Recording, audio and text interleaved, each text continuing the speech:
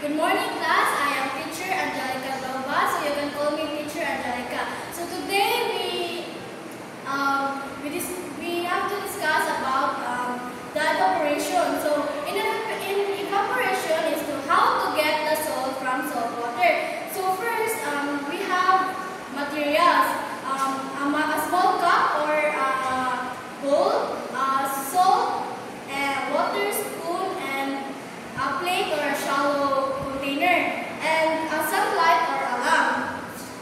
So step one is we have to make, I mix a spoonful of salt into a cup of water until the salt dissolves. So in step two, we have to pour the salt water into a plate or shallow container. And step three is place it under the sun or a warm lamp and wait for a few hours or overnight.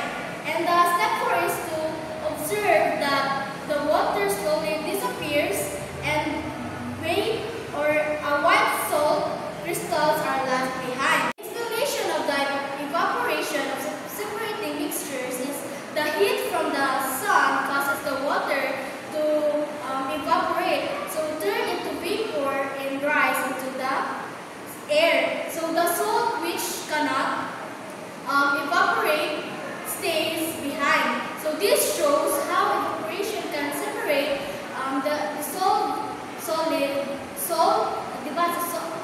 solid is a salt, and from liquid is a water. So where do you think the water went? Ma'am, Yes, Masalo? I think it already evaporated. Yes, that's correct. Let's move on to separating mixtures. Another mixture, which is a freezing. So can you please read this one? Freezing? Oh yes, freezing. Freezing. Cooling a liquid to solidify one part and separate it. Example, freezing water from salt water to separate pure ice. So in step one, we have to fill both cups with the same amount of water.